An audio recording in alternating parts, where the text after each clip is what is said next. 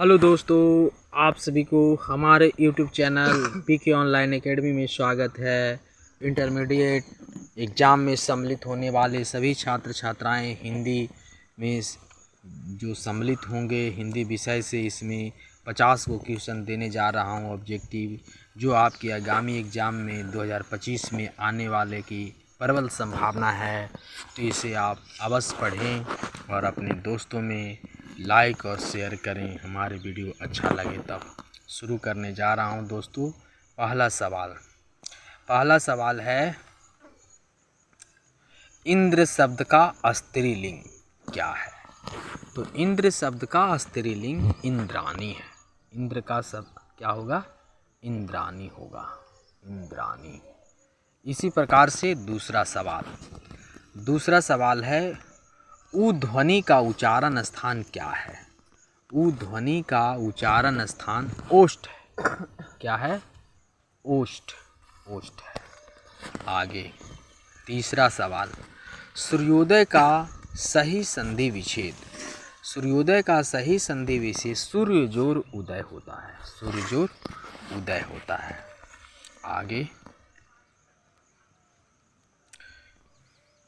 आगे सवाल, अगर मगर करना का अर्थ है, यह क्या है? मुहावरा है। तो अगर मगर करने का अर्थ होता है बहाना बनाना। क्या होता है? बहाना बनाना।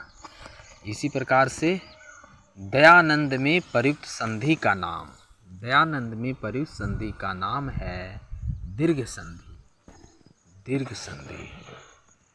सन्मति, सन्मति का संधि विच्छेद, सन्मति का संधि सतजोर मति होता है। बी आंसर होगा, बी। आगे पवन का सही संधि विच्छेद, पवन का सही जो है पो जोर अन होता है।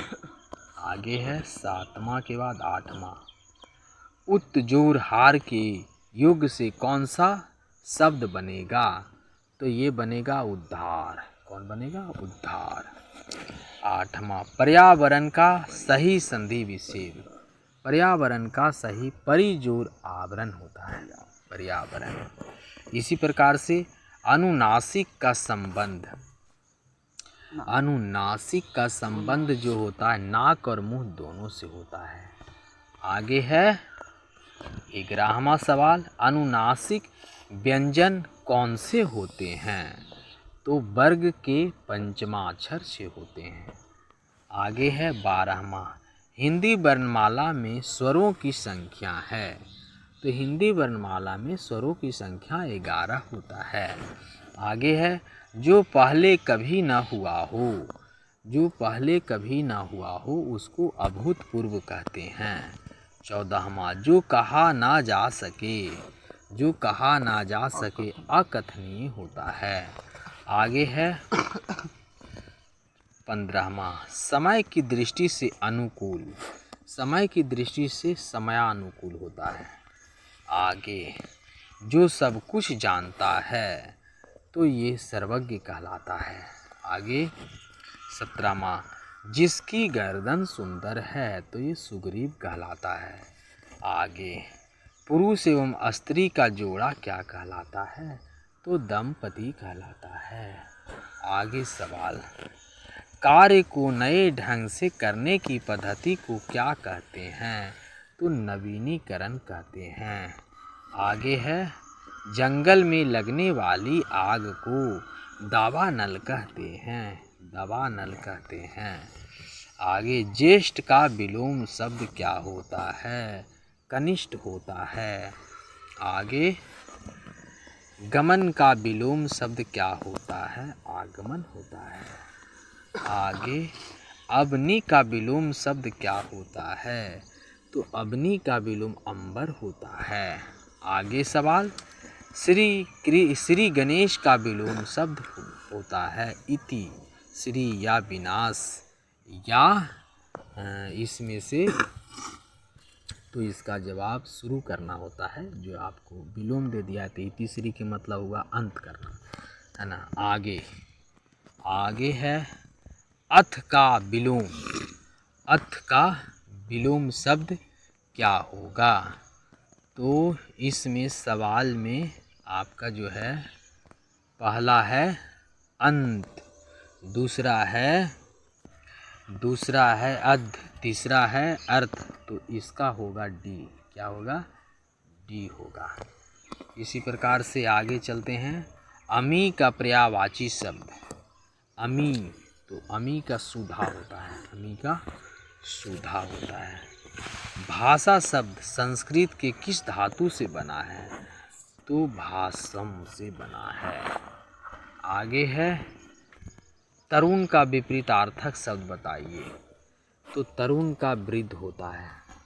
आगे सवाल, इनमें से अलंकार के कौन सा शब्द है? 29वां के शब्दालंकार भी होगा। आगे है महात्मा में कौन सा समास है? तो महात्मा में जो है आपका कर्मधारय है। आगे सवाल, दिए गए शब्दों में शुद्ध वर्तनी वाला शब्द है, तो शुद्ध वर्तनी व स्रोत। आगे 32वां, इनमें से कौन सी शब्द अशुद्ध है? 32वां, 32 के पुण्य गलत लिखा हुआ है। आगे है 33वां सवाल, इनमें से कौन सी शब्द शुद्ध है? प्राण, प्राण शुद्ध शब्द है। आगे, निम्न में से अल्प प्राण वर्ण कौन से हैं? अल्प प्राण वर्ण, तो अल्प प्राण वर्ण जो है इसमें आपका अ में है, अ जो है सवाल, अ जो अब आ वानी बी होगा। इसका आंसर क्या होगा? बी नहीं हो करके सी होगा दोस्तों, सॉरी सी होगा, का और गा होगा। आगे है सवाल 34 के बाद 35 है। 35 में है ग्रीस में कौन सा संधि है? ग्रीस में, तो ग्रीस में जो है दीर्घ संधि है।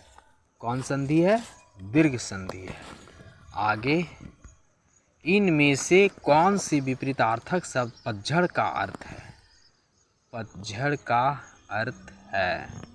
आगे 36वां, तो इसका बसंत होगा। हम लोग जानते हैं कि बसंत के समय में है ना, नए नए पौधे के पेड़ पौधे में पत्ता आता है, तो इसका उल्टा न बोल रहा है, पतझड़ हो गया तो बसंत में आगमन हो जाता है। 37, अवनत शब्द में प्रयुक्त उपसर्ग, अवनत, अवनत में सी होगा। क्या होगा? सी होगा। आगे, सावधानी शब्द में प्रयुक्त प्रत्यय, सावधानी, ई आ जाइए। 4, शुद्ध वर्तनी का चयन कीजिए, तो शुद्ध वर्तनी में कृपा होगा। आगे, जाके पाँव न फटे विवाई, सो क्या जाने पीर पराई, इसका अर्थ क्या होगा?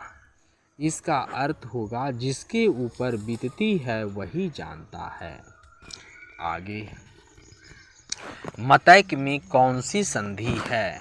मतैक, तो मतैक में वृद्धि संधि है। आगे, निम्नलिखित में तत्सम शब्द का चयन कीजिए, तो तत्सम शब्द में वर्षा होगा। आगे है यथार्थ में कौन सी संधि है? तो अर्थार्थ में दीर्घ संधि है। आगे, इनमें से अपादान कारक की विभक्ति क्या है? तो अपादान से। आगे, शिव का विशेषण क्या है? तो शिव का विशेषण शैव है। आगे, इनमें से कौन सा भाववाचक संज्ञा है? तो बचपन है।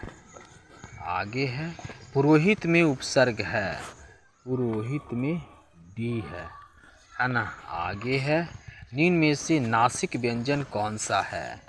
तो इया है, इया। आगे, हिंदी में मूलतः वर्णों की संख्या कितनी है? तो 52 है। आगे सवाल, छ ध्वनि किसके अंतर्गत आती है? तो संयुक्त वर्ण के तहत आती है। इस प्रकार से दोस्तों आपके लिए ये 50 प्रश्न जो हैं वो बहुत ही कारगर है। अवश्य हमारे वीडियो को लाइक करें, दोस्तों में शेयर करें। That's all.